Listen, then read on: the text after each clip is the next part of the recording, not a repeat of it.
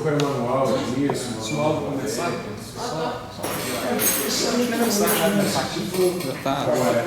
Só se ele vier para cá, para de cá. Tem o Scientific Workplace. O Scientific Workplace o sistema é pago. O Higgs eu não sei de graça. Livre, né? Você tem o Inedit, que edita também. Você tem isso aqui são alternativas? São alternativas de editores. E agora no Windows. Tem no Windows? Está bem com um editor pouco de biblioteca. Ah, é? Tem também editor no Windows. O Tech Center é de graça. Esse aqui é pago.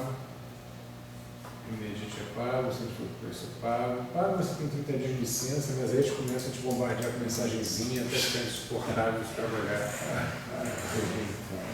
O Tech Center é de graça, Technic Center é específico. Technic Center. Esse aqui é gratuito. O Higgs também, se não me engano. Esses todos aqui são editores. Mas esse não precisa compilar. Esse precisa compilar. Fez, está feito. Tudo precisa compilar. Tudo precisa compilar. Você vai escrever, você vai programar entre 30 aspas, que não chega a ser um negócio de programação, mas é um negócio intermediário. Você vai escrever aqui, mas por trás disso, instalar na sua máquina tem um MikTeX compilador. Aí tem várias linguagens ali, RegTeX, LaTeX. Normalmente a gente usa o LaTeX. Várias linguagens que vêm no seu compilador. Isso aqui você acha MikTeX.org, você acha isso daí na internet fácil, baixa de graça. O compilador, essas coisas você faz de graça. O que você não faz de graça é a edição. Pode fazer de graça, mas aí você tem que pegar um editor que seja gratuito. Tá? Não é o caso do Inedit, não é o caso do Scientific Workplace. Você paga por eles. Eles não pagam porque ninguém paga. Se eu pego a licença, depois desiste, ou faz alguma coisa, pirateia.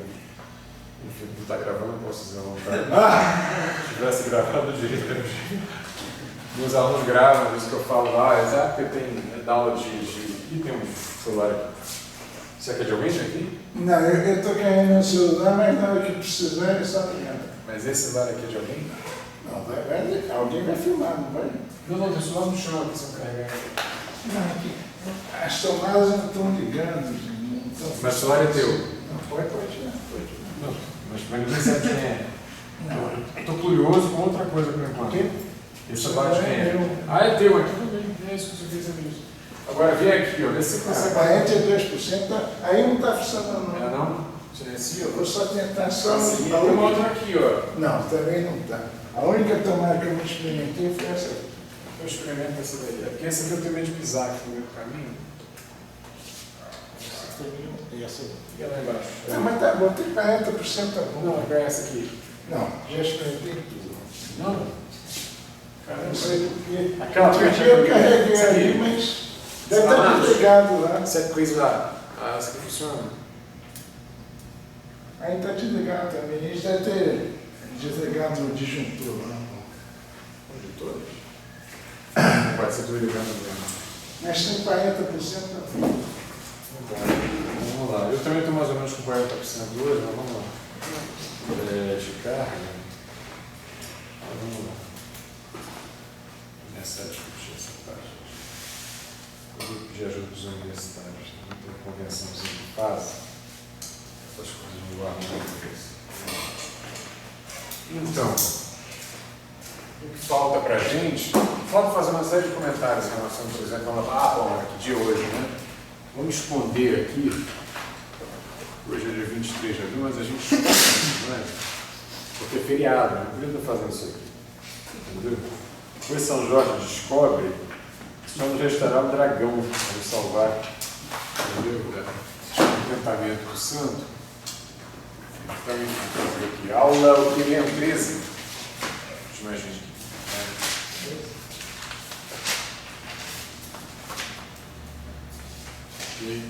Então a gente hoje aborda a paridade, quem sabe, de inversão temporal. Certo? Paridade de inversão temporal, ou seja, as duas simetrias discretas, não conexas com a identidade, é isso que falta representar para que a gente possa representar todo o grupo de Lorentz, não apenas o setor por acortócramo, no espaço livre cuja base a gente construiu. Ok? Vamos tentar representar essas duas operações, quiçá simetrias. Né? Tomara que, enfim, se alguém tiver alguma espécie de convicção prévia, simetrias do problema. Só uma observação, a gente não vai discutir isso agora, mas eu retomo isso, nós vamos comentar na próxima aula.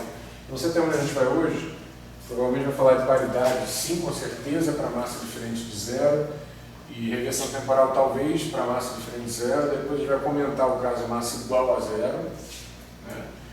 Não precisa falar de vácuo, porque evidentemente é invariante isso tudo, a priori, e não precisa falar de táquions, porque a gente já está admitindo que eles não dão um espectro de teoria nenhuma, e toda vez que aparecem, as pessoas se apressam a algum esquema para que eles saiam do espectro, na verdade. Então, a gente não faz isso. São as 4 possibilidades, né? K2 é igual a alguma coisa maior do que zero, caso não assim, usual.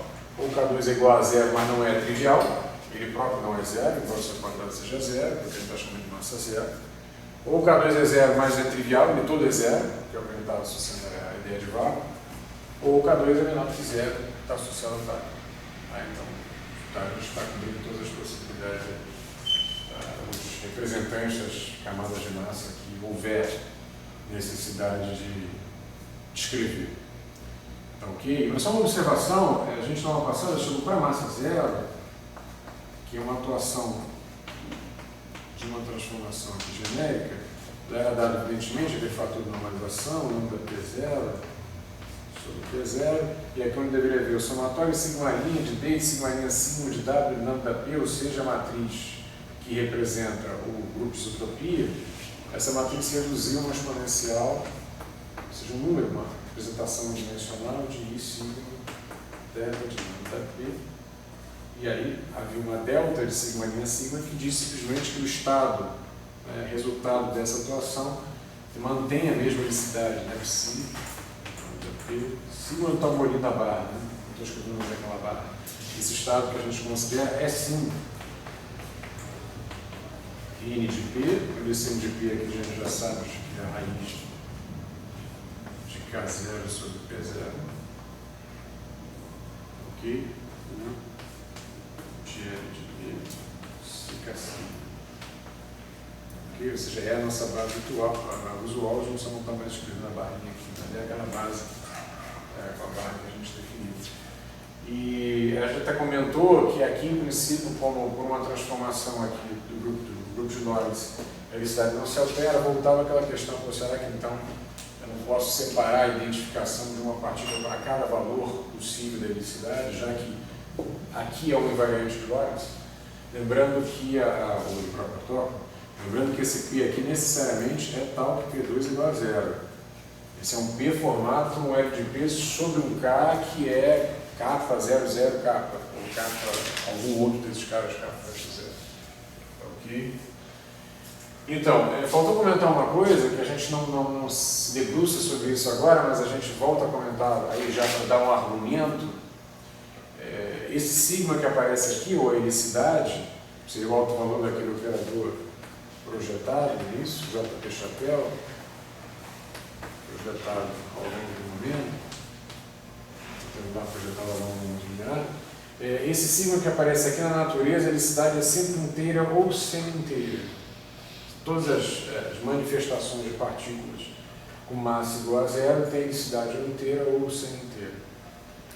Mas vale o comentário que, apesar que isso é uma formação suficiente, a natureza não te dá outra possibilidade, a gente usou a natureza para quando a gente definiu, montou, achou o grupo de isotropia associado ao representativo dessa camada de massa, e era aquele grupo ISO2, ou seja, o grupo euclidiano sobre o espaço bidimensional, que algebricamente correspondia a duas translações, os 2 graus de gravidade no espaço, e uma rotação, claro, naquele mesmo espaço, naquele plano, ou seja, no mesmo nível daquele plano. Eu digo algebricamente porque os geradores que aparecem associados ao grupo de isotropia do representativo dessa camada de massa não são de translação, porque nós nunca estivemos discutindo para os grupos de entropia o setor de translação já está resolvido.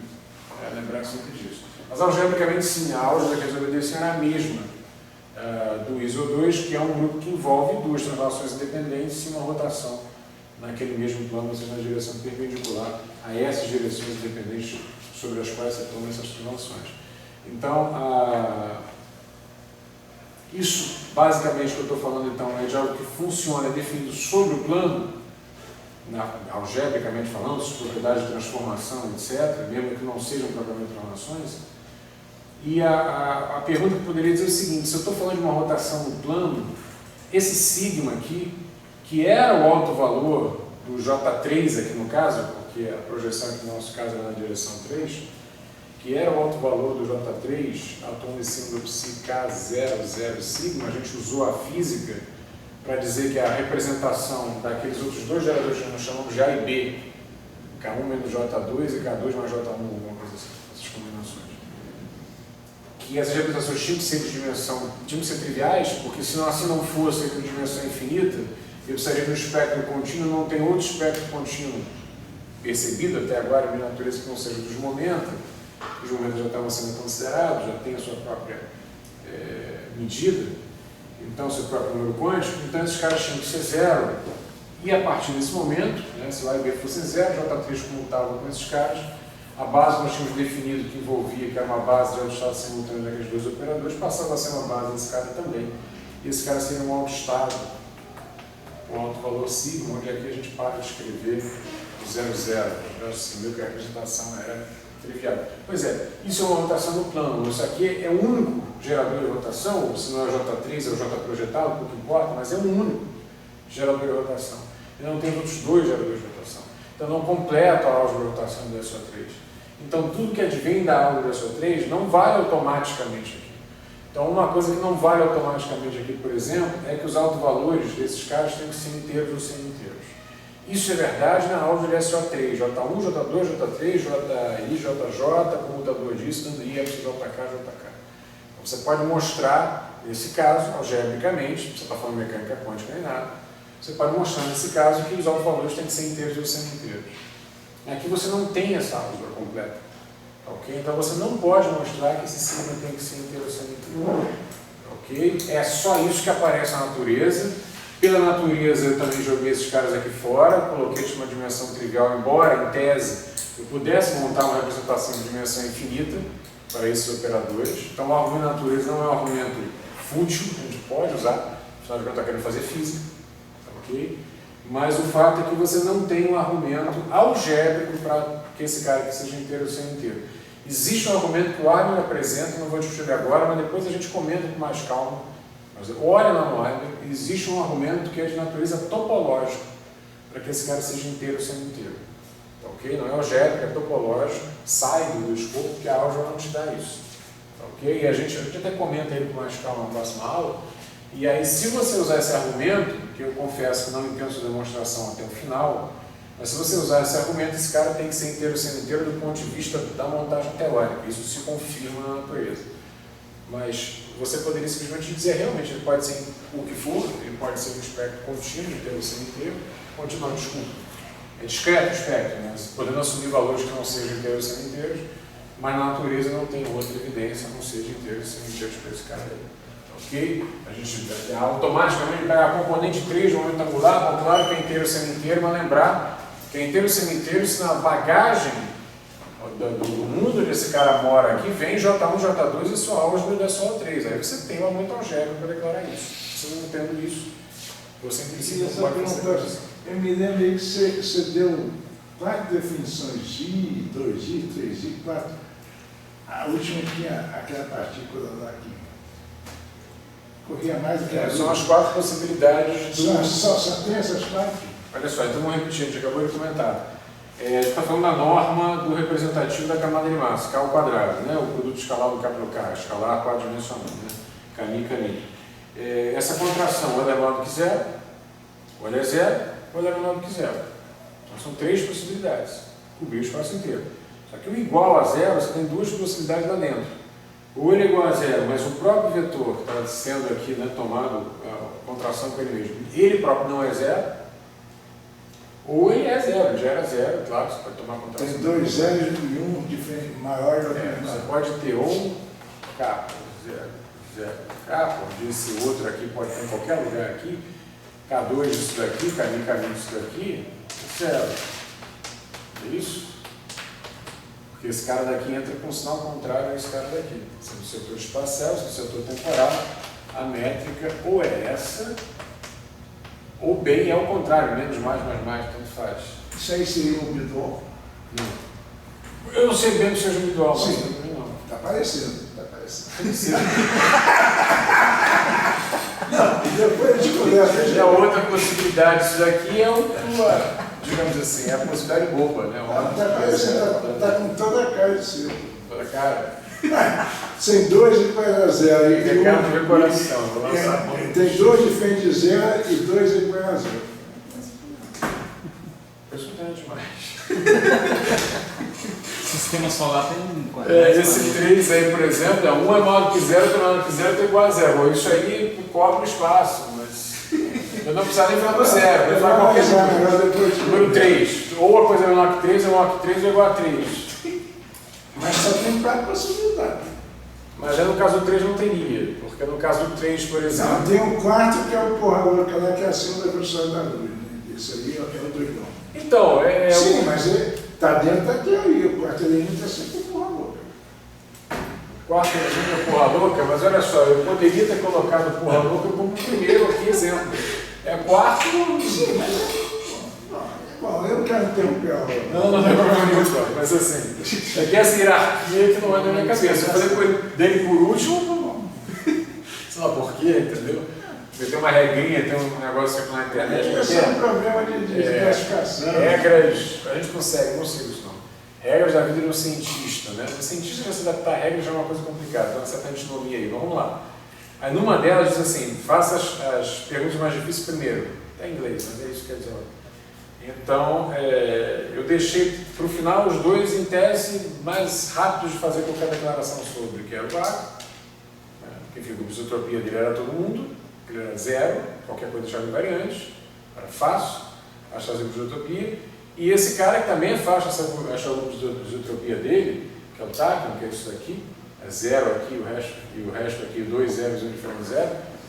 E porque também a gente precisa representar as coisas todas sobre ele, porque como ele não está aí, a gente não vai se ocupar de representar todas as transformações sobre ele. Então, na verdade, eu fiz as perguntas mais difíceis primeiro, quer dizer, quando ele tem massa, e quando ele tem massa igual a zero, mas ele não é trivial. Eu só segui, digamos, essa regrinha. Mas eu poderia ter invertido, né? Se eu dissesse, olha, são 4 casos, vamos mandar 2 logo para o saco? Entendeu? Então aí eu teria feito o contrário. Não é o quarto, é um caso. Tem gente que acredita piamente na existência de Eu vou dados. estudar melhor porque continuo voando bastante. Tem teorias também de Aí, cordas. depois, quando eu receber o material escrito, eu vou analisar melhor. Tem vácuo, ataque único e tal. Vamos em frente. Então tá, hoje vamos falar de paridade e regressão temporal. Eu reforço esse comentário na próxima aula a respeito do fato que isso daqui é inteiro ou sem inteiro, embora não há argumento algébrico para garantir isso não. Tá? Uma paridade e regressão temporal, a gente já viu esses casos, vou botar um P fresco, vou ter dificuldades hoje de tipografia, tá? Para representar, porque a paridade é P, mas o momento é P também, enfim. Só contar uma coisa que foi me pedido. A gente estava analisando, vendo a álgebra de P1, P2, J3, era a mesma álgebra que a gente tinha lá pro A, B e J3. A, B e J3, onde A e B eram combinações de buchas e rotações, combinações, não composições, uns grades. A, B e J3 fechava a mesma álgebra que P1, P2 e J3. Fechava a mesma álgebra. O que significa que A e B se transformam do mesmo jeito que P1 e P2. A e B se transformavam em componentes de um bivetor, de um vetor no plano, se você pensar. sendo que era a soma de bucho com rotação. Né? Os dois eram combinações diferentes de buchas com rotações. Então, deixa eu mencionar, não é vetor relação. Tá? Mas algebricamente comportavam-se como se fossem as duas componentes, né, de um vetor, no caso P1 e P2 do ponto de vista da álgebra, então se transformava no mesmo modelo que eu transformaria em P1 e P2, agora o P1 e P2 gerador de translações mesmo probabilistas. Eles se comportavam como tal, algebricamente. Eles não são isso. Uma paridade que ela faz aqui é inverter os eixos espaciais, o resto é bando de zero, né? Então ela é diagonal. A mesma coisa acontece com a reversão temporal, só que a reversão temporal inverte, diagonal também, mas ela inverte o elemento 0, 0. Ok? Inverte o elemento 0, 0. A gente já viu essas duas, ou seja, isso aqui já uma série de componentes você pode tirar. A primeira inversa desse cara é ele mesmo, a inversa desse cara também é ele mesmo, o que significa que eles são, se eu atuar duas vezes com ele, isso volta na identidade. Então, P2 é 1, tal 2 é 1. Eu estou representando esses caras dessa maneira, mas é claro que a nossa intenção é não trabalhar com esses caras 4x4, ou seja, que estão atuando sobre o espaço das coordenadas, sobre o espaço-tempo, né, sobre o espaço Minkowski, mas representar, dar a esses caras uma representação unitária atuando no espaço Hilbert no final das contas, no final dos trabalhos, sobre essa base aqui de momento genérico que é que a gente está utilizando. Tá? Então a gente vai precisar definir. Agora eu vou usar aqui uma serifa para tentar, enfim, individuar esse cara daqui em relação ao momento. Isso daqui seria o operador unitário associado à paridade. Isso. E esse T aqui também com essa serifa aqui seria uma só, né? Tá bom, né? Parece um pi, então tá, tipo, unitário da reversão temporal. Ok? De tal forma que se eu fizer, por exemplo, né, essa paridade aqui, isso é bom para perder tempo, né? De escrita, né? Tem que escrever essa serifazinha. Se eu fizer esse tipo de transformação aqui, ó, essa conjugação, a gente vai usar isso aqui imediatamente, ok? Uma transformação de uma carreira genérica, isso aqui daria uma transformação unitária. Isso aqui já é unitário, né? Isso aqui já é unitário, que virá representar, por enquanto aqui ele é apenas um símbolo. Não sei quem é esse cara aí, ok? Mas eu ambiciono haver um operador unitário ou anti-unitário, unitário e linear ou anti-unitário e anti-linear, não é isso? É o que Wigner deixa como possibilidade, tá ok? Para representar a atuação dos operadores, não sobre. Isso aqui atua sobre x0, x1, x2, x3. Essas matrizes atuam sobre isso, mas não é isso que eu quero. Eu quero a atuação dessas operações sobre isso aqui, né? Sobre o espaço livre. Então, vou buscar os unitários, os operadores unitários ou outros unitários que representam isso. Isso aqui já sendo esse operador unitário, isso é uma composição de operadores unitários. A paridade inversa existe porque a paridade está dentro do grupo de Lorentz, não está no seu grupo próprio autóctono, mas ela está dentro do grupo de Lorentz, então existe a inversa. E essa composição de grupo aqui é um operador, porque, mais uma vez, um produto de transformações que estão no grupo de Lorentz é uma transformação que está no grupo de Lorentz. Ok? Se vocês lembrarem da regra de composição, isso aqui vai dar, agora o P fresco, que está atuando em cima da matriz lambda, P fresco a menos 1. E aqui vai aparecer perfeito A. Certo? Ou seja, o que eu quero dizer com essa expressão aqui é que lembrar que esse cara é o de P, mas eu poderia escrever isso de forma mais extensa. Isso aqui é o U de P0. Quer dizer, esses caras aqui não têm parâmetro de relação. Tá certo? Estão no grupo de Lorentz, não estão na extensão da carreira. Tá? Isso aqui esse zero vem representar o Azinho. Ok? Então, se eu fizer essa regra de transformação, né, quando eu atuar com esse cara sobre esse cara, vai dar lambda p menos 1, lambda 0, porque esse cara não tem parâmetro nenhum, mais A. Então, sobra só o A. Então, sobra lambda p menos 1, A. A atuação desse cara sobre esse cara. E depois vem esse cara por aqui, ele vai atuar no lambda p menos 1, fazendo P lambda p menos 1, vai atuar no A, faz PA mais o parâmetro que esse cara carregasse. Mas esse cara não carrega nenhum, então para por aí. Ok? E a mesma coisa para o para a regressão temporal. T, isso, lambda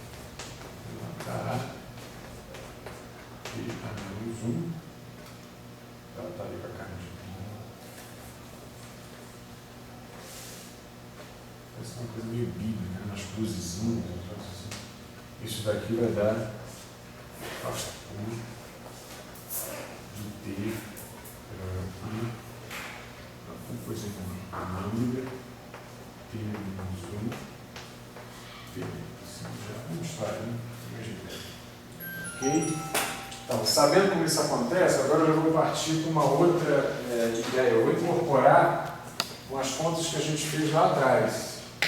Que, aliás, a gente foi até o Tião que mostrou isso aqui, quando ele estava querendo mostrar para a gente que, acho que uma das aulas, foi a aula que eu me substituí. Quando a gente pegava esse tipo de transformação, aqui não sei se a gente usava A, parece que fosse A.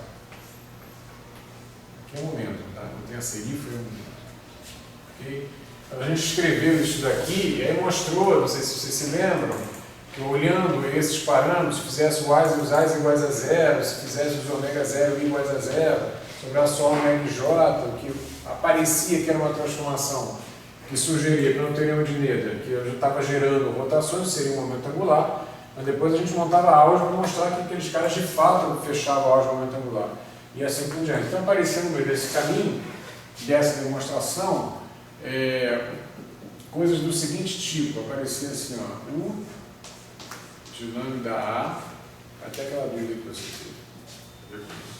Aqui aparecia I de J, por exemplo, rho sigma, U de lambda A menos 1, ou menos 1 aqui, tanto faz. E isso aqui, esse nome esbalho dava I, aqui aparecia lambda, rho sigma, né? Então era mi, rho, lambda, mi, sigma, J, mi, aqui aparece acho que menos a mi, PNI, menos a mi, PNI. Deve ser isso. Se eu não comi alguma coisa, eu tomara que não tenha comido, porque esse resultado é fundamental. Ok? Aparecia isso e aparecia para o momento, o gerador de momento, I, P, Mi, o Rho, lambda A menos 1. Se tiver algum erro, vocês confiram no caderno, I, lambda, ou só 1. Aqui ficava Mi, Rho, P. Essas duas relações que a gente tirava para esse P aqui momento, tá? Se não estivesse serifando, já botando aquelas barras exageradas, tá ok? Então esse momento. Então, só que agora eu vou fazer a mesma coisa, só que no lugar de uma transformação geral de grupo Poincaré, eu vou usar paridade, paridade menos 1, paridade, paridade menos 1, reversão temporal menos 1 e assim por diante. Está lá, né? Está dentro desse grupo, tá ok? Está dentro desse setorzinho aqui, na verdade, né? Sem entrelação, mas está dentro desse grupo. Ok? Então vale, se isso aqui vale para um lambda de lambda geral, vale também se eu usar a paridade e a regressão temporal. Então eu posso escrever assim, ó, paridade I, J, Rho, sigma, paridade a menos 1. Isso aqui tem que ser igual a I. Agora aqui, ó, era uma transformação de Lorentz genérica, que habitava aqui esse elemento genérico aqui do grupo Poincaré. Agora a transformação de Lorentz é a paridade. Ok? Então aqui vai entrar aquela matriz de paridade lá. Lembrar mais uma vez, né? Que aqui eu estou falando do operador unitário, que representa aquela transformação, como eu já estava falando aqui, e aqui eu estou falando dessa matriz que está aqui, porque é a matriz que vai atuar sobre essas expressões tensoriais aqui, tá certo? Ela vai atuar sobre os geradores, tá certo? Que compõem o operador unitário iterativamente, né? Isso aqui é só o setor infinitesimal, né? O exponencial disso. Oi? Na prática vai ser só trocar o lambda por eta e menos eta, né? É isso aí. É isso aí. Esses caras no fundo se comportam como se fossem métrica e menos eta. Ok? Então, na prática é exatamente isso. Então aqui vai ficar PMI Rho, aqui vai ficar PMI sigma, Aqui vai ficar J, Mi. E aqui não tem nada, né? Porque esse A aqui seria justamente o parâmetro associado à transformação do grupo EKR que você pegou aqui. Mas aqui eu peguei e não tem setor de transação. É igual a zero. Ok? Não tem essa galera aqui. Então é só isso aqui mesmo. Tá? Eu posso escrever a mesma expressão para a paridade, para a regressão temporal também. Então, regressão temporal. I, J, O, sim. Regressão temporal. A menos 1, R, I, T, I, O, T, I, sigma, J, I. Ok? E posso escrever relações semelhantes envolvendo o momento, né, o quadro do momento. Então, eu poderia escrever aqui P, I, P. Agora, esse P aqui é diferente desse. Esforço danado, porque nas notas não estão muito diferentes, não. Mas, enfim, a gente aprende um pouco com o contexto, né? P errou. P a menos 1.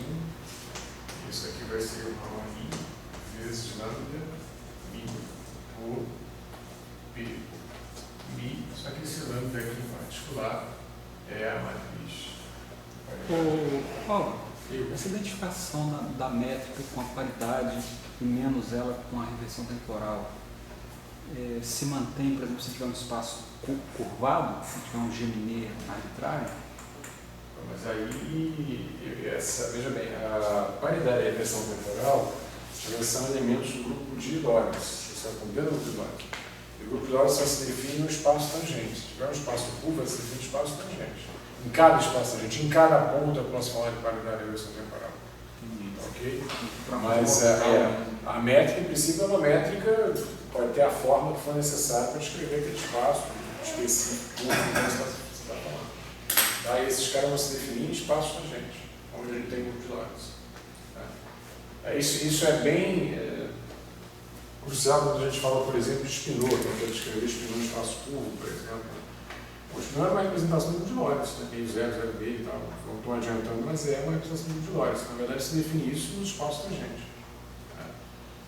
Então, em relatividade, isso tem uma sugestão dramática que é você ter que fazer um formalismo de primeira ordem. Falar de conexão de espinhos, não poder ficar só na métrica, porque senão você não tem que ficar falando justamente, se você se fixar só na métrica, como grau de liberdade, você perde a noção dos espaços tangentes, não tem como definir a apresentação exponencial, mas os graus de liberdade não estão descritos. É a mesma história. Para falar de paridade temporal, tem que ir para o espaço tangente. Tem que manter o C. Já falei enorme, linguagem, acho que não. Eu tenho que ir para o espaço tangente. Tá. Então, aqui tem reversão temporal com a mesma característica, né? E agora a gente começa a fazer alguma coisa de útil com essa quase transcrição, né, que a gente fez aqui. Que é o seguinte, suponha que você esteja preocupado com a conjugação da componente zero, tá certo? Ou seja, você esteja preocupado com o seguinte, com a seguinte conjugação, P, I, P0, e P0 a gente já sabe, a gente vai apelidar isso aqui de operador hamiltoniano, é isso mesmo, é o gerador de noções temporais. Então, a partir de agora eu só escrevo H, P, a menos 1, isso aqui tem que ser igual a I agora. Esse índice aqui é zero. Se P, matriz P, esse índice, portanto, que é o mesmo, também é zero. Só que essa matriz é uma matriz diagonal. Então, se esse índice for zero, esse índice tem que ser zero também. O único índice da soma que se mantém, dessa soma que se mantém, é esse aqui. Ok? A consequência disso é que, olha só, P00, lá na matriz de paridade, é mais 1. Né? Esse cara daqui vale mais 1. Portanto, o que você nota é que P, e aqui pode haver um certo arroubo, mas que a gente precisa analisar com calma, I, H, P. Dormiu isso? Foi dormir? Não, chegando coisa aqui. Não, pode ficar dormindo. Eu acho bonitinho isso, até minha acalenta e tal. Tem um serzinho isso que Não, isso é muito Tem uma, na rede, não sei se no YouTube e tal, tem uma última ceia em italiano, que é Jesus justamente na última ceia, sabe? Os apóstolos, todos eles conectados, entendeu? Com celulares, etc. E esse barulhinho toda hora. Eles querem fazer aquele discurso final, esse é meu corpo, esse é o corpo, todo mundo trocando coisas, ninguém prestando atenção, coisa nenhuma. Eu deixo Jesus pirado, basta, basta! É l'ultima cena, domani me ne vado. Enfim, dizendo assim, amanhã eu vou embora, você não prestou atenção nenhuma. Enfim, é legal dar uma olhada, isso é legal, é bacana. Inclusive é legal que no final da história é uma coisinha que Judas manda para ele. Em vez de fazer, manda pela internet. Ele não conta logo a história, é bom de ver. Ele manda um símbolozinho daqueles, um desenhozinho daqueles que é um beijo. Quer dizer, o beijo da traição de Judas ele manda como um símbolozinho. Jesus pensando, não estou entendendo nada, o que é isso, o que significa isso, tudo. Mas enfim, é legal de ver. É o Porta dos Fundos italiano, né? É, uma espécie de Porta dos Fundos italiano, exatamente. Bem bacana. O cara que prende Jesus tira um selfie com Jesus e tal. Romano prende Jesus. Enfim. Vamos lá. Eu não vi ele falou. Desculpa, eu Tinha um esqueci geral. Aqui o que tem? Não, pegou rho igual a 0. Não, eu peguei P0. Exatamente, peguei rho igual a 0, portanto esse aqui também é 0, é o mesmo. Ok? Essa matriz é diagonal, então esse cara é o único diferente de 0, quando esse cara é 0 também. Tá? Então sobrou esse cara que está aqui. Agora, o que isso aqui quer dizer? Né? A gente poderia se apressar em dizer que P comuta com H, mas tem um probleminha aqui. Alguns probleminhas aqui. Você tem duas opções. Ou essa matriz de paridade ela é unitária e linear, ou ela é anti-unitária e anti-linear. Em tese, Hegel nos dá essa liberdade. Agora vamos ver se a física dá essa liberdade aqui para a gente. Então vamos supor, primeira hipótese, tá certo? Vou fazer a ordem, olha a ordem, uma psicologia na ordem. Vamos supor que P seja, mas agora vão ser só duas. Mas P seja anti-unitário, e se é anti-unitário, antilinear. Ok? Se a gente admitir isso, que ele seja antilinear e antilinear, tá certo? Sei lá se tem esse hífen, enfim. O que vai acontecer é que na atuação desse operador sobre isso daqui, esse I sai conjugado. Se ele for antilinear, não é isso? Ele está falando sobre um número aqui, esse I sai como menos I. E aí a relação passa a ser a seguinte, se for isso, vai ser menos I, P, operador associado à paridade, H, esse P menos 1 eu posso sempre multiplicar por P, não é isso? Desse lado daqui, eu posso multiplicar por P também desse lado daqui, multiplicar, ou seja, compor o operador e tal, cuidado do discurso matemático. Mas enfim, aí esse cara desaparece, aqui fica IHP, isso aqui fica I, H, operador de paridade. Ok? Bom, agora sim, livre da atuação de operadores, posso jogar fora com esse cara e eu estou notando que P anticomuta com H. É isso? Ok? Esses imaginários acabam sempre sumindo de alguma maneira? Não, nem sempre some, não. A gente tem expectativa que ele suma da física, né? Porque a medida que você faz, as medidas estão associadas a autovalores reais, a números reais. Você extrai a medida física como número real. Então, da medida, sim.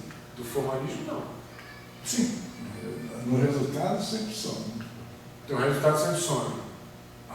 O que não quer dizer que você possa não passar por eles. Não estou falando disso.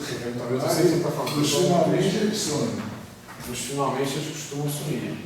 Até porque em física teórica, C, H cortado, I, raiz de 2, tudo é 1 mesmo. Faz diferença, cara, subir na nada.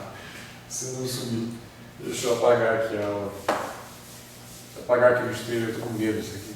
Ah não, é melhor deixar, né? Pode ser que a pessoa se perca no meio do arquivo. Vou botar ele de novo. Enfim. Vamos lá, é 23, assumir que a gente subverteu o feriados são próximos. Então, se assim for, se queres comutar com H, a gente tem o seguinte problema. Suponha que você tenha um autoestado de H, um psicasigma daqueles, por exemplo, que é o estado de P, de P', é isso? Então, em particular, também é o estado de P0, que é o H. Esse é o estado de H. E suponha que você atue com o operador de paridade sobre ele, que você já tenha, você saiba como isso. Existe uma representação, estamos supondo que é anti-unitária, é isso, e antilinear, atuando sobre esse cara. E suponha que agora você atue com H, no P0, sobre esse estado que você construiu. Se existe uma representação antilinear e antilinear desse cara, isso aqui é construtivo, eu posso fazer isso. Eu vou atuar com H em cima desse cara. Mas se eles anticomutam, tá? Então isso aqui é menos, vou trocar a ordem, isso é menos o operador de paridade em cima de H, em cima de psicasigma. Certo? Mas esse cara é o estado desse cara com alto valor E. Vou chamar de E. Alto valor de energia. Tá ok? E, portanto, isso daqui é, o alto valor está aqui, vai dar menos, não é isso? E eu tenho esse cara aqui atuando, P, em cima de E, psicasigma. E agora vem a sua pergunta. Entende? Sua pergunta, né? Esse cara que está aqui é um número, mas ele é um número real, então não vai adiantar nada esse cara ser antinitário, ele vai sair como tal, é conjugado dele mesmo. Okay? Então isso aqui acaba sendo menos E, P, psicasigma.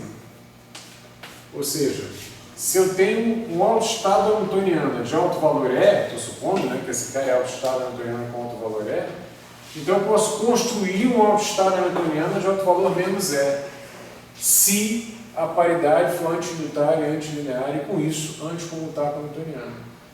O problema é que, se isso for verdade, esse sistema físico descrito por esse hamiltoniano, ele é instável. Por quê? Ele não é limitado por baixo. Ele não é limitado inferiormente. A cada energia que eu defino, a cada valor de energia que eu defino, menos ele também está no espectro. Então não tem ground state, ele não tem estado fundamental. Ele não é limitado inferiormente. Ok? Significa que, se você pensar, por enquanto a gente está falando de uma partícula, mas em algum momento nesse curso, assim que o Tião entrar aqui em cena, a gente tem que começar a falar de um conjunto de partículas e, mais do que isso, um conjunto de partículas interagentes. Se não colocar interação no jogo, não vai falar de física nunca, né? Isso vai falar só da cinemática, né? De como é que a gente define os estados, o espaço lá e tal, e ponto. Não tem processo, né? Então a gente precisa da interação. O dia que a gente colocar interação, as coisas vão decair. Certo? Tem processo de decaimento, por exemplo. Se para cada valor de energia positiva eu tenho um valor de energia negativa, eu tenho energia embaixo, significa que o sistema físico pode decair indefinidamente. Não é isso? Não tem ground state. Ou zero. Certo? Indefinidamente. Sabe o que quer dizer isso? Isso quer dizer que você acabou de inventar uma máquina de gerar energia infinita, indefinidamente. Não é isso? Tá certo? Ele pode decair, limite, ele pode decair, limite, ele pode decair, limite. Não tem ground state, né? Ele pode decair, limite, pode decair, limite. Você está gerando energia indefinidamente. Isso não existe, evidentemente, mas mais do que isso, ou antes disso, antes desse cenário né, ficcional, que a gente pode dizer o seguinte: se eu, a cada estado de alto valor E, for capaz de definir um alto estado de alto valor menos E, não tem ground state, não tem limite inferior, não está fazendo física quântica com isso, então não dá. A paridade não pode ser representada de forma anti-unitária e antilinear. A escapatória para ela é ser unitária e linear, o que não é problema nenhum. Enfim, os outros três são unitários e lineares até agora. Fala, Alexandre. Mas se o espectro já for limitado, né? Então, se o espectro já for limitado, digamos que a energia vai de zero até uma energiazinha. Então, todo negativo dele vai valer. Para o estado ter esse limite, para o espectro ter um limite superior, então ele já tem o espectro ter um limite superior, você não está falando de um estado de uma partícula. Não há nenhuma razão para o estado de uma partícula ter um limite superior. Limite superior de espectro significa confinamento. Confinamento significa interação. A gente até agora não falou de interação. Você está definindo o estado de uma partícula, e já é um trabalhão. Ok? Então, eu, por enquanto, não posso admitir que esse espectro tenha limite superior. Então, se fosse um partícula também, mas eu tenho que admitir que ele tenha limite inferior. Mas o quê? Eu tenho que admitir que ele tem limite inferior porque eu estou fazendo mecânica quântica. Tem que ter um salto fundamental. Tem que ter um vácuo. Então, estaria aberta a possibilidade de ter uma partícula numa caixa e sim, vale isso aí. Você pode falar de uma partícula numa caixa. A gente vai até fazer isso, falar de partícula em caixa. A gente vai falar de uma partícula em caixa sem descrever o que monta essa sua caixa, se é uma interação, isso você só pode fazer como um artifício matemático. Você põe numa caixa, eventualmente para normalizar, para fazer qualquer coisa que você precise fazer, para escapar das ondas planas, o que quer que seja, mas depois você tem que mandar as dimensões dessa caixa para infinito. Você pode fazer isso artificialmente, mas você não pode mantê-la fisicamente numa caixa se você não falar de interação. Não existe caixa sem interação. Ok? Partícula numa caixa é confinado, confinamento. Confinamento implica interação. A gente, por enquanto, está falando de uma partícula sozinha, estágio de uma partícula. Ok? Então não tem nenhuma razão para limitar esse espectro aí. Então o espectro aqui é, nesse caso, pior é limitado inferiormente. Quer dizer, a ausência de estado fundamental. Então não dá para trabalhar com esse cenário. A gente vai trabalhar com outro cenário, com o cenário que seria o cenário usual, mas que eu quis psicologicamente, né, mostrar um problema aqui, então falei do outro cenário unitário antilinear, é isso. Não sei que os acelerantes unitários, eu vi o antilinear ali, né? Antilinear e antilinear, as duas coisas bem. Mas onde foi que usou o antilinear? Aqui, ó.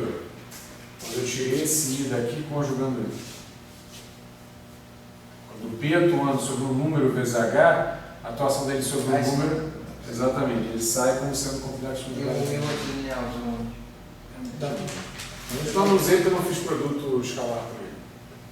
Ah, tá. Ok, eu só faço dele. Ah, desculpa. Eu só estou vendo. Não, dá no mesmo, dá no mesmo. Mas de qualquer forma, isso e isso estão ligados com o teorema de Wheeler. Tem que ser as duas coisas. Ah, mas no fundo, nas contas, só usou um.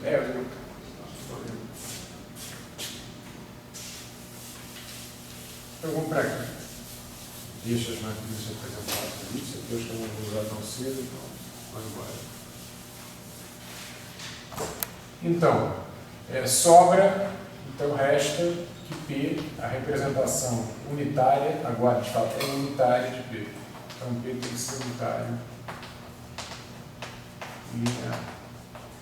E se for unitário linear, pela mesma conta que a gente fez ali, tá certo? Esse I agora sai sem esse sinal, fica igual ao de lá, e eu passo a ter uma noção de comutação. Ok? Isso aqui já implica que P é a paridade comuta com a metodologia. Tá certo? O que significa que ela é uma simetria. De antemão, é preservada pela dinâmica do sistema, não é isso? É preservada por translações temporais. Ou seja, o que a gente está dizendo aqui é uma coisa um pouquinho do sistema. É uma coisa do sistema descrito por H, né? Cuja evolução é descrita por H. O que a gente está dizendo aqui é uma coisinha para além do discurso do teorema de Wheeler. O teorema de Wheeler é o seguinte: olha, se você quiser ser uma simetria, mais do que representar simplesmente um grupo, se quiser que esse grupo possa ser uma simetria no seu espaço de Hilbert, preservar probabilidades, então esse grupo tem que ter uma representação unitária e linear ou anti-unitária e anti-linear. Tudo bem, eu posso prover, né, uma representação unitária e linear a um grupo qualquer e, eventualmente, essa transformação não ser uma simetria do meu sistema físico. Ok? Eu posso definir um sistema, né? A gente faz isso o tempo todo, né? Agora a gente já sabe como representar o grupo próprio ortógono no espaço de Hilbert. Eu posso definir um hamiltoniano de mecânica quântica que não tem simetria relativística. Posso. Ok? O que o teorema de Wheeler me diz assim, isso é uma condição necessária. Não sei se ela é suficiente, vai depender do teu sistema físico que você montou no teu espaço de Hilbert. Se ele não for unitário linear ou anti-unitário antilinear, ele não tem a menor chance de preservar probabilidade. Então ele não pode ser uma simetria. Agora, se ele efetivamente vai ser preservado para a dinâmica do seu sistema, isso vai depender da construção do teu sistema físico ali. Certo? Vai depender da maneira como esse teu sistema físico evolui. O tempo, no caso, que é descrito pelo hamiltoniano. O que a gente está vendo aqui na paridade é o seguinte: se ela tem uma representação, essa representação tem que ser unitária e linear e já é automaticamente uma simetria. Ok? E por outro lado, se não for uma simetria, você pode voltar aqui ao momento. Se isso aqui não acontecer, tá certo? Então não tem representação. Porque se isso aqui não acontecer, porque isso aqui tudo veio da álgebra do grupo de Lorentz, isso. Isso tudo é aumento algébrico. Ok? Então, se isso aqui não acontecer, então significa que eu não consigo representar esse cara daqui. A paridade não tem representação naquele espaço híbrido que define aquele sistema. Escreve aquele sistema. Ok? Então é tudo ou nada. Ou é simetria está representado, se não for simetria, sequer há representação na paridade. Não que isso aqui não esteja definido. Isso aqui está. Mas a representação dele sobre o espaço híbrido não está definida. Ok? Aqui é tudo ou nada. Isso não é uma verdade geral, porque, por exemplo, o Bush, agente Bush é um elemento para protótipo, não é um gerador, enfim, é uma transformação típica para protótipo, a gente sabe representá-la, já fez isso, mas ele não comuta com o Newtoniano. Tá certo? Você pegar o KI, qualquer um deles, K1, K2, K3, com o P0 não é zero. Ok? Então você está representando, mas não é uma situação trivial você dizer como é que eu vou mostrar que o grupo de Lorentz é uma simetria do sistema. Isso falta dizer, a gente não mostrou as coisas, a gente mostrou como ele atua sobre, não é isso? O de lambda, sinus P sigma é, enfim, aí o lambda P0, seu P0, somatório, blá blá blá. Mas que ele é uma simetria, ele tem todas as condições de se implementar uma simetria, mas se que ele é uma simetria ou não, a gente não demonstrou. Só vai ser mostrado mais adiante. Uma pedra no sapato, uma pedra no caminho dessa demonstração é, por exemplo, os Bush. Por exemplo, porque o J, as rotações, elas comutam com P0. Elas não comutam com PI. Não é isso? JI com PJ, I, Epsilon, JK, PK. Mas JI, qualquer um deles, J1, J2, J3, com H, ou seja, com P0, é zero. Então as rotações não têm problema de evolução temporal. Tá certo? E, portanto, se manifestar com uma simetria física no sistema que você vai definir ali, se ele for descrito nesse modo, né? Nessa descrição, nessa prescrição de evolução temporal. Mas os Bushes têm, eles não comutam com o P0. Ok? Vai ser certamente a pedreira maior para a gente lá na frente conseguir mostrar que, da maneira como a gente definiu a representação do grupo de Lorentz atuando sobre uma base do espaço Hilbert, a gente constrói um sistema físico nesse espaço Hilbert e diz o seguinte: não, mas apesar dos Bushes não comutarem com o P0, eu consigo mostrar que o sistema pode evoluir no tempo e ser invariante por troca de observador segundo a prescrição do grupo de Lorentz. Não é trivial. Você contar uma coisa? Por exemplo, o caso das operações fracas que violam a paridade significaria que aí seriam diferentes do zero? Exato. Você nem seria diferente de zero e você nem representa a paridade propriamente dita. Você não consegue propriamente falar do que é paridade sobre o sistema físico que a viola. Você pode forçar a barra e definir um operador, etc., mas ele não representa propriamente esse bicho aqui. Ele não implementa propriamente a paridade. Você define alguma coisa parecida com a paridade, não é propriamente a paridade. Mas uma vez eu vi uma demonstração, só para citar, né, em que o cidadão mostra lá, por exemplo, se você pega esse H sendo o H de Dirac, o Newtoniano de Dirac é um elétron, por exemplo, e o P, vamos dizer que fosse o momento angular. Então ele faz uma conta lá, usando a álgebra das matrizes de Dirac, etc., e ele mostra que o L sozinho não é necessário para manter a comutação. Então ele precisa colocar um L mais um S. Aí é onde na demonstração de Gödel aparece o spin. Então minha pergunta seria no seguinte sentido: se não haveria então um remédio parecido com esse para P, no caso do hamiltoniano C ou hamiltoniano da interação eletrofrágil. Ou seja, é como se as partículas que exibem a violação que a gente tem de paridade poderia ter um atributo também que corrigisse essa não comutação. É uma ideia interessante. Tem alguns problemas, tem alguns complicadores. Né? Nesse caso, você está falando de um momento angular, vital que seja, e depois você acrescenta um outro momento angular também. Quer dizer, você, no fundo, está pegando uma álgebra, adicionando, colocando uma outra álgebra que é a mesma álgebra, para de alguma forma tentar compensar e gerar uma comutação que você não tinha. Exato. Aqui você tem um problema porque esse cara daqui é uma transformação discreta. Ok? E eu não vejo como você poderia gerar alguma coisa que pudesse estendê-lo e produzisse uma comutação quando não havia comutação prévia. Eu não consigo imaginar. A sua pergunta é excelente, eu imagino que, enfim, intuo que as pessoas, quando percebem essa nova comutação, podem pensar, será que não há um outro número quântico que eu possa combinar uma paridade de tal forma que, diante desse número quântico, etc. Eu não vejo... eu teria uma versão linha da paridade, digamos assim, preservada. Né? Não essa versão original, mas uma versão modificada. Mais ou menos isso acho que você está sugerindo. Mas eu não vejo por que caminho, como fazer isso, como estender. Nesse caso é mais ou menos simples. Eu tenho uma álgebra, eu vou colocar uma outra inserção da mesma álgebra. Porque o spin e o momento orbital tanto faz, a álgebra é a mesma. São momentos angulares. Okay? E aí, de alguma forma, o cara gera uma compensação com o hamiltoniano específico e consegue produzir uma comutação. E ainda ganha isso de que, olha, eu precisava falar aqui do spin. Mas o hamiltoniano de Dirac é um hamiltoniano relativístico. Não é propriamente uma surpresa. Né? A gente viu que para representar o grupo de Lorentz eu preciso daquele número quântico associado a spin a priori. Mesmo que eu esteja falando de um representativo de um momento que seja M0000, seja algo associado a uma partícula em repouso. Eu preciso falar da projeção do spin, eu sou obrigado a falar. Senão eu não consigo produzir a representação do grupo de Lorentz. Então, isso sugere que, de fato, se você impõe a relatividade, o hamiltoniano de Dirac, a necessidade de spin aparece.